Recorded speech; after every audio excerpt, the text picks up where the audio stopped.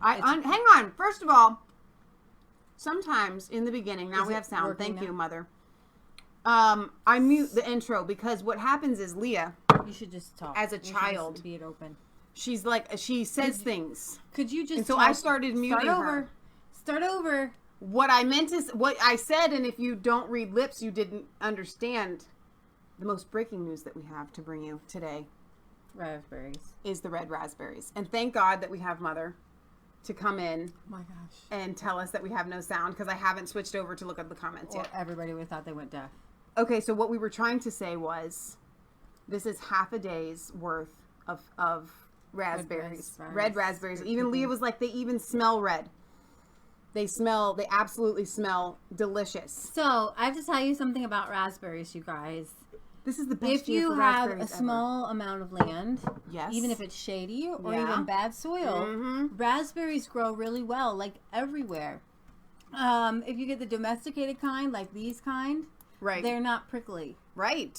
They're not going to scratch you up as bad as, they're totally different. Like, they don't scratch you up. No, they don't. Not like wild. So we also have wild black raspberries. Yeah, and we grow, and they will scratch you up. Like Leah was at a neighbor's. You won't get that from these. It's not just a neighbor. A friend of ours, she was picking black raspberries yesterday. So these are way easier to pick. They're way more prolific per stalk. I really shouldn't keep these here for the whole show. And they will proliferate. So if there's one fruit, trees are great. Trees are hard sometimes. Sometimes you can get them to go. You will always be able to get raspberries. You know what's very difficult is cherries, because they blossom right on the edge of the last frost, and sometimes, like happened to us this year, you will lose all your cherries. And you use a plant. You'll never lose the raspberries. No, they may not be as awesome, but they grow all the way up into Canada, so you're good. Absolutely. But anyways, our favorite is golden raspberries. So we've got those going in the front. We actually at one point in time had a giant golden orchard, almost more of golden raspberries. But as it happens in farming, one thing led to another, and the entire crop got wiped out by farmer error. Farmer error. We will not say who the farmer was specifically, and we will not. But all things are redeemable, and now the golden raspberries we have now are bigger and better. They're bigger than these. Yeah. They're like humongous. And one or two stalks, and they've already reproduced. They're already more prolific. So the key is with your different raspberries is to find out whether you have biennial, raspberries that will bloom twice a year, like the goldens. Then you can trim them off in the spring. Don't let them, all this stuff. You want to research your raspberries. These grow on last year's stalk. So at the end of the season, you want to trim these down low. All right. So I want to get to the most kind of shocking storyline of today. I thought the raspberries were so shocking. I mean, I am shocked. Kansas is out there picking this much more just from today. So we'll freeze it and save it. I'm sorry, carry on. This Time magazine cover with Trump looking down at this crying girl saying, "Welcome to America." Like, he hates children. Yeah. He hates migrants. He hates all these things. Right. There is this is the little girl right here. This picture was taken right here.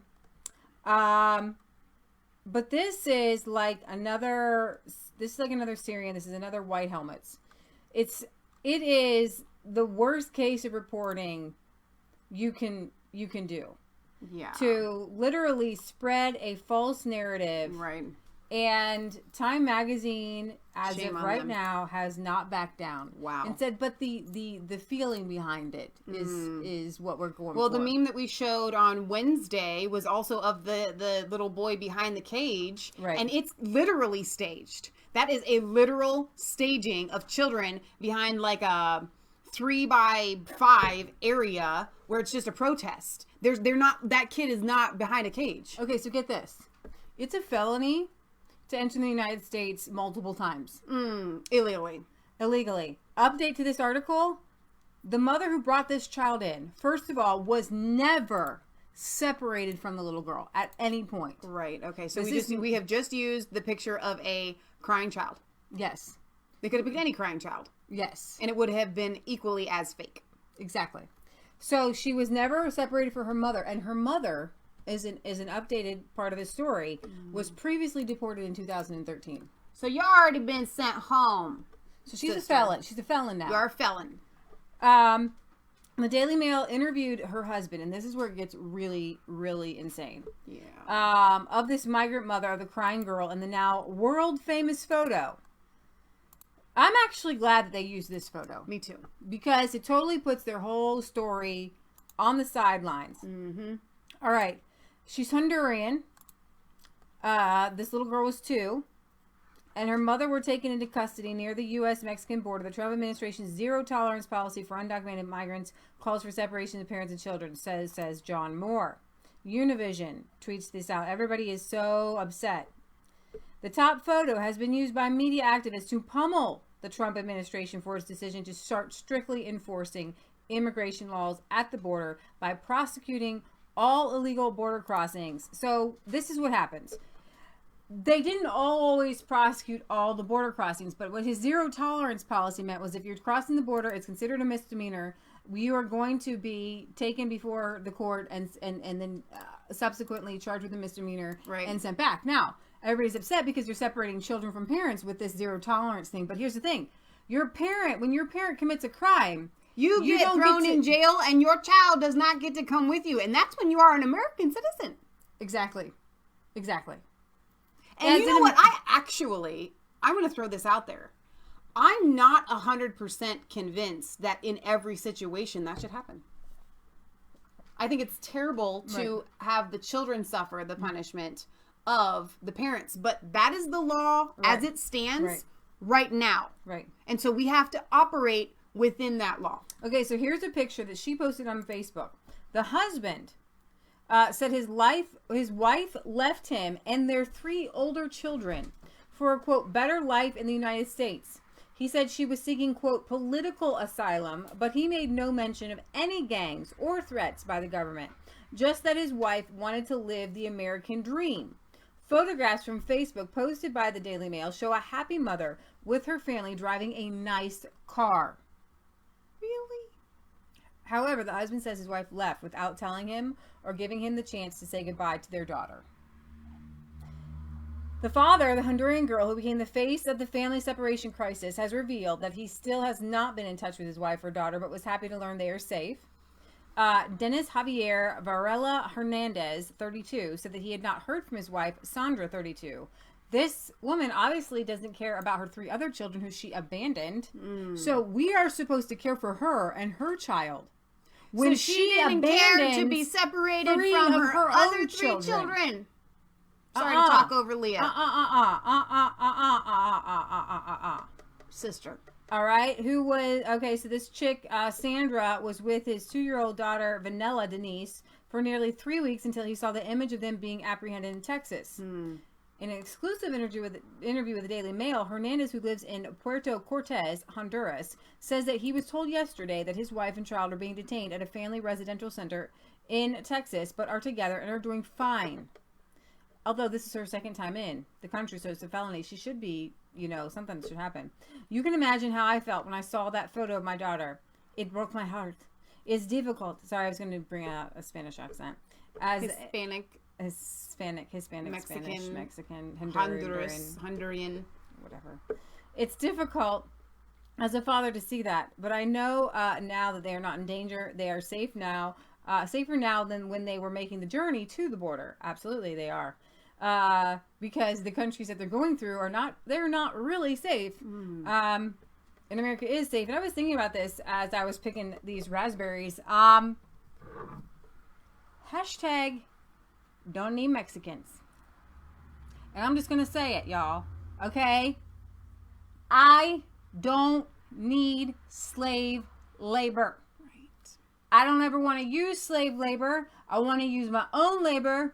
And if I am going to take part in business with a Mexican, I want them to be paid a decent living wage. So you're going to hear it here on Resistance Chicks that you might not hear anywhere else because people are too afraid to say it out loud. But the only reason that the Democrats are all bleeding heart about the Mexicans coming over here is because they realize that if the Mexicans don't come over here, then they don't get their cheap their own raspberries, baby.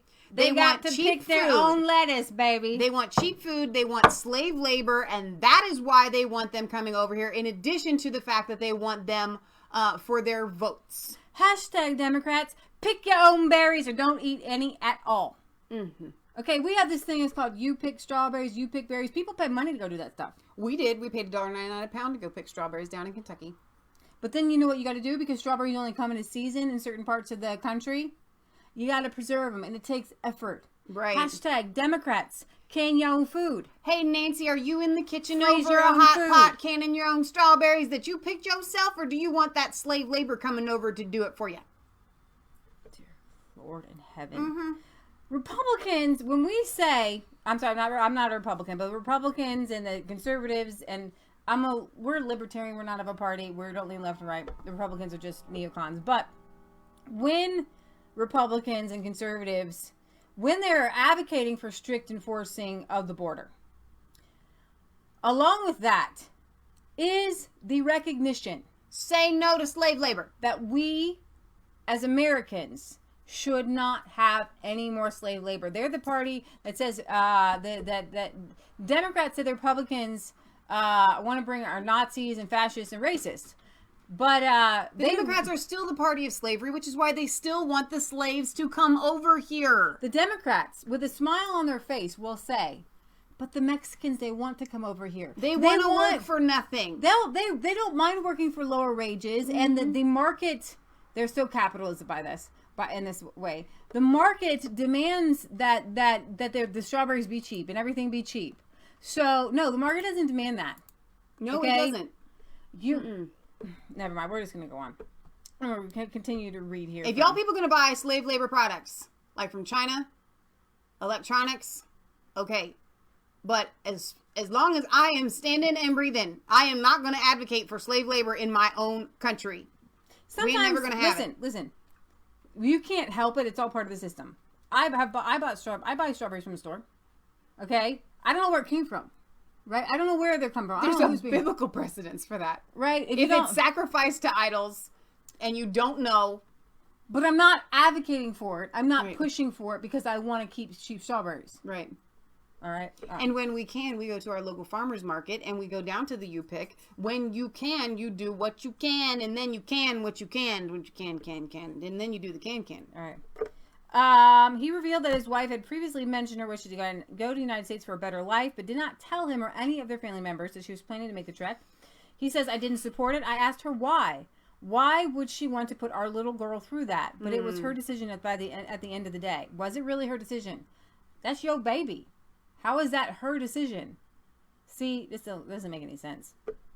He said that Sandra has always wanted to experience the American dream and hoped to find a good job in the United States. Dennis, who works as a captain at a port on the coast of Puerto Cortez, explained that things back home were fine, but not great, and that his wife was seeking political asylum. She set out on an 1,800-mile journey with a baby girl. Probably, and I gotta tell you what, probably thinking that she had better chances as a woman with a 2-year-old to get in, and then she probably would call for the rest of her family illegally.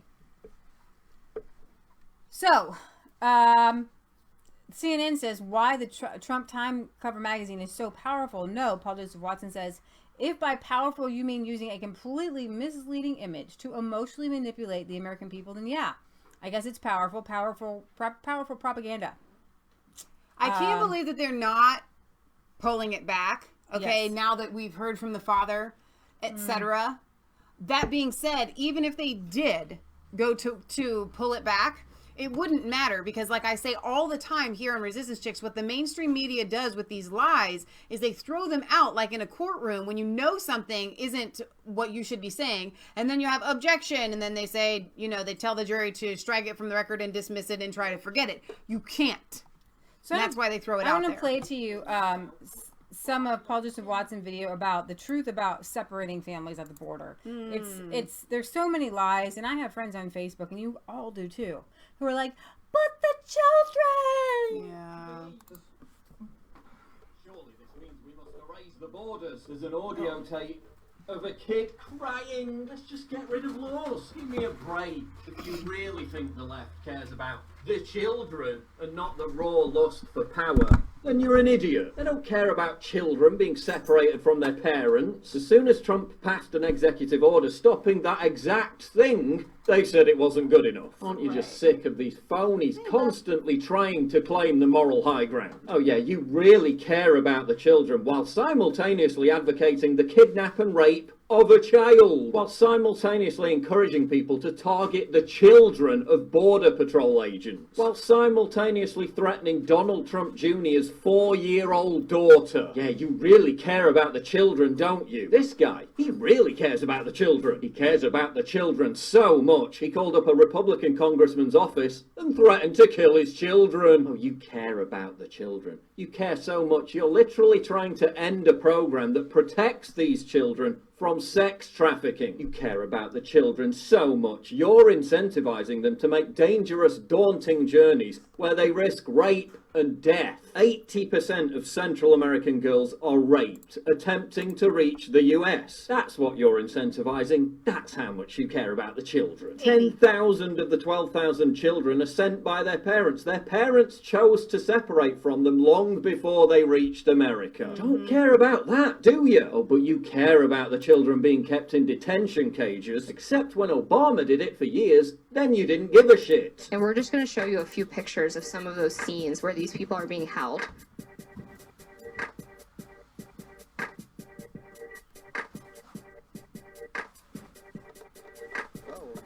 That looks very unorganized.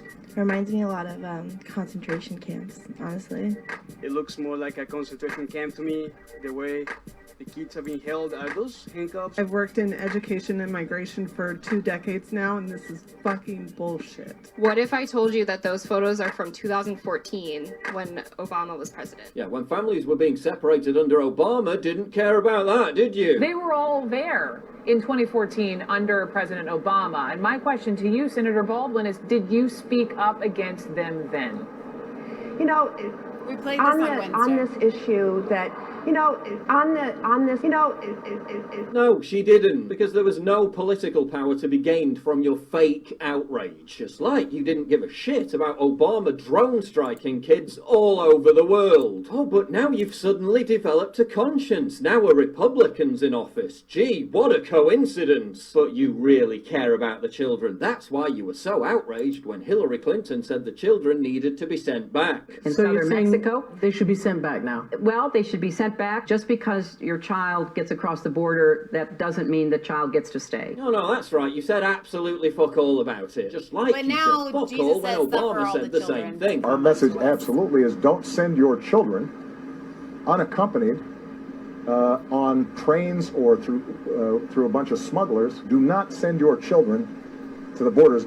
If they do make it, they'll get sent back. More importantly, they may not make it. Oh, but you really care about the children. You care so much about the children. You demand MS-13 gang members be treated humanely. Animals that routinely massacre children. You care so much. The left really cares about families being separated. I mean, it's not like they sat back for decades and watched families in America fall apart while divorce skyrocketed and broken homes became the norm, is it? Time magazine cares so much about the children, except when it comes to Americans having children, in which case they tell them not to at every available opportunity. And no, this isn't a Nazi policy, you utter simpleton. An Obama-era Ninth Circuit Court decision isn't comparable to one of the biggest mass murderers in human history.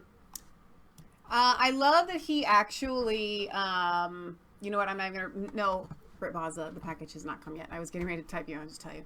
I love that he called out that around every corner, they are telling Americans not to have more children. It's amazing to me. I met a client the other day. They married and together, and I'm like asking when the children are coming, and they're like, we're never having children. And I'm like, you're my age. 7 unaccompanied migrant children arrive at New York airport. Only they appear to be grown men. I'm not even kidding you. Here's some migrant children. Why are they all in hoods? Same hoodies. Like 7 boys. They look like criminals.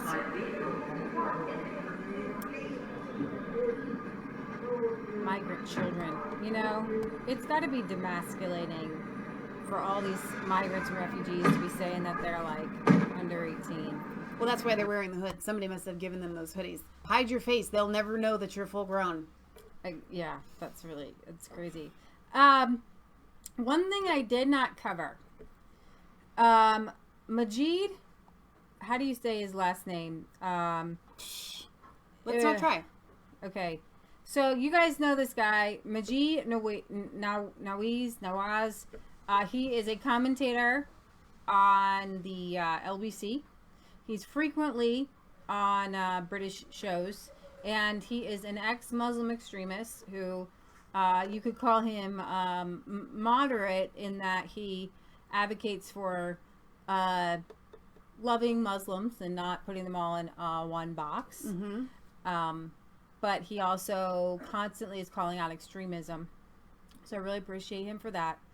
He has won a $3.2 million suit against the Southern Poverty Law Center for defamation because he was on their anti-Muslim extremist list. Now, what the SPLC, because he's anti-Muslim extremist, they called him an he's anti-Muslim extremism, so they called him an anti-Muslim person, and he's the extremist. Right. So my first question was, since he won this lawsuit, what about everybody else? 60 more groups on that list are suing, and I hope they sue the pants off. Hot diggity dog, so that it shuts down, because they won't have any funds left if they have to. Well, they probably won't get any money. $3.375 million settlement. The Southern Poverty Law Center admits it was wrong, apologizes to Quilliam and Majid. But here's the thing. They're only doing that because he is Muslim. Yep. And they have to. Wow. So I think it's just pronounced Nawaz. Wouldn't that be right? Nawaz, probably. I bet that's how it's said. But yeah, I really do hope that they win. Because then they would have to shut down the Speaking of lawsuits, Poverty Law Center. Jordan Peterson is suing a college for $1.5 million for calling him a Nazi. The University of Toronto psychology professor and cultural commenter Jordan Peterson filed a $1.5 million suit against Wilfrid Laurier University, two Laurier professors, and the school's former gender and equity manager for defamation. The suit stems from a meeting held to discipline former teaching assistant Lindsay Shepard for playing a video clip of Peterson criticizing a law mandating the M103. Recognition of gender-confused individuals preferred pronouns. Faculty members accused her of threatening her students and compared Peterson to Nazi dictator Adolf Hitler. Shepard had secretly recorded the audio, thank goodness, of the meeting and subsequently released it, creating a media firestorm and forcing the university to issue public apologies. Nevertheless, Shepard is suing the university as well for $3.6 million because the incident has allegedly left her unemployable in academia. Wow. So, I don't think that we're fighting fighting back. I hope that they both win. And winning. Hot dog. So I wanted to play you this clip the other day, but I didn't have it ready. But Dan Bongino has the clip here. And this is a border agent who puts things in perspective, shall we say. Well, you look at it this way. I mean, I understand where you're coming from. I don't think everybody understands what's actually happening down here. You know, you have a lot of these kids that are coming here and put through terrible situations by their parents.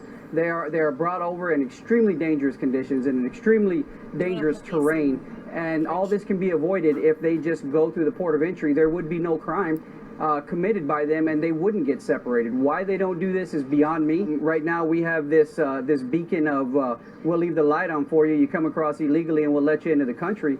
And if you guys have seen some of the stuff that we've seen down here, you would understand just how important it is to have a tough stance to divert people from coming here. When you see a 12-year-old girl with a Plan B pill or with their parents put her on birth control because they know that's getting violated as part of the journey, that's just a terrible way to live. For instance, just a couple days ago, we caught a guy coming across with his 5-year-old daughter. And we had to separate that family. Reason being, he had a criminal conviction and he was subject to prosecution. He had a criminal conviction for rape here in the United States. So, I mean, we obviously we wouldn't want that guy walking free, but we had to separate that family. And I think the other thing that needs to be looked at here is we do have a lot of unaccompanied children coming over, And the fact remains is the parents are already here in the United States and they're sending for these kids, and these kids are traveling solo across 2 or 3 countries, and when they get here they're reunited with the families. And to me that's mind-blowing, because you can't do that as a United States citizen. You can't send your 5-year-old kid to ride on top of a train through 3 states, and when they get there they're coming back to you. You'd get prosecuted. Yet when it comes to illegal families, we put on the kid gloves with them, and we don't look out for the best interest of this child, and that's another thing that needs to be changed. Wow. You know, CNN really should screen who they let on. I mean, how do you, if you don't even have to have kids. I mean, I have kids. Many of you do as well. Oh, there goes Jasper. How do you hear that story about 12-year-olds on these illegal... So, there is so much to this, and I'm actually kind of glad that we're talking about it right now, because it does need to be addressed. And we have this beacon that says, don't worry, cross the Rio Grande, you're going to be fine, no one's going to stop you. Is he in the kitchen? Yeah. Tell him to get that. Oh. Kansas, can you get that? So, there's another video I want to show you guys, if I have it up, where you have so much of this is happening over and over and over again, where all the time, every day. You know what? I do have it up. I know where I put it. Here we go. I think it's here. Here we go. Policing the border. All right. Nationwide and in our Congress, there are more than 16,000 agents policing our southern border at this hour, working to keep us all safe. Griff Jenkins got a first-hand look at what it's like on the front lines. More illegal immigrants have been apprehended crossing the U.S.-Mexico border here in the Rio Grande Valley sector than at any other point of the entire U.S.-Mexico border. Many of them taking this very path. So, Griff, this is one of the crossings that is exclusively used by the cartels to smuggle family units, and you can see all the trash, huge numbers. This looks like a children's backpack. Chief, you see here a diaper. So clearly a very small. Yes. An infant was brought here. That group that we apprehended, that group of 17, crossed this very spot today. They did, this yes. actual spot. Chief Padilla has brought us where 17 migrants have been stopped, apprehended for crossing illegally. Most of them want to be apprehended because they know that they'll get to go through the process, and they, you know. Chief, what do we got here?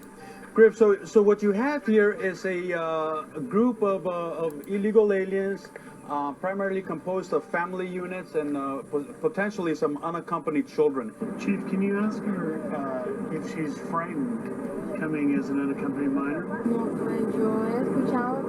She has heard that we treat them right. She has heard that we treat them right? So this gentleman is saying he's coming from Guatemala, zero idea on a zero tolerance policy. Will these children be separated right now from their parents? Will it happen at the center? What will happen to them? Absolutely not. They are transported to the processing center. At that time, we start running checks on the adults, see if there's any criminal history, any immigration history. They're processed accordingly. If they are eligible for prosecution, we will prosecute the adults that have entered illegally. When somebody is put through the process of prosecution, they are temporarily separated from the children, just like any U.S. citizen would be. It's a difficult situation, not ideal, but we reach numbers that are just, become a crisis. We need to get Congress to do something with the immigration law and make sure that we can address the situation. These people are not trying to evade the Border Patrol. They're actually looking for us to turn themselves in. And what happens with that is if there is no consequence to an illegal entry, it keeps growing and growing and growing. Then the calls came in. More illegals attempting to cross, and the chase was on. Right now, this is a pursuit of an agent. A sensor from a tower set it off, and we're following up on this right now. These 5 were a group of 13 that the helicopter spotted. They're actually still working some of the groups. Of course, we chased one back. That's what we call a turn back. Back in the water, so Again, that's what we call a turn back when they make it back into Mexico. So you got away, but at least you turned him back. It's a turn back. He'll be back, and we'll be here. He'll be back, and we'll be here. So I thought it was really interesting what he said there. That these people are not looking to evade the border control. They actually want to turn themselves in because they are under the impression that they will get accepted. I want you to see the video that plays immediately after on Facebook. CNN video. That is on Facebook. Border agent stops U.S. citizens from speaking Spanish. Wow. So, of course, they want you to think the worst of things going on. Oh, my gosh. Yes. Oh, my gosh. So, Berbaza says helicopter gunships are needed on the Mexican border, LOL. I know that was just a joke, but here's the deal. We actually don't need to be shooting the people trying to enter in. We just need to stop them from coming in, and it's not that difficult. Okay? It's a really simple process. It's probably easier than shooting them up. You know, here's the thing. Yeah. If we could repair what we did with NAFTA. You know, I have been thinking on this. Okay. A lot of these people are coming not from just Mexico. Mm-hmm. They're coming from Honduras. They're coming from Guatemala. They're coming from lots of different South American countries. And guess what? America and NAFTA is not responsible for all the problems in South America. Very true. Just because we have a booming economy or whatever. But don't you think, though, that really did open up the floodgates at the very least? No. You don't think I've been thinking about it more. Breaking here on Resistance Chicks, where Leah teaches Michelle something. No, I've just been thinking about it more. On a deeper level. Are you baking something? They were left in there. I pulled them out. Cookies. But Matt's cooking the pizza. Okay. Yeah. Hey, there you go. Smell cookies. Here. No, stop. You're messing my mojo. I'm sorry. You've been thinking about it. I know. I've been thinking too. I know. Cookies in the oven. I know. All right. So I've been thinking about this. And this country is the greatest country on the planet. And why? Because our founding fathers and the people who came over here for religious freedom, for religious tolerance, to create a government founded on Christian principles the right way. Christianity has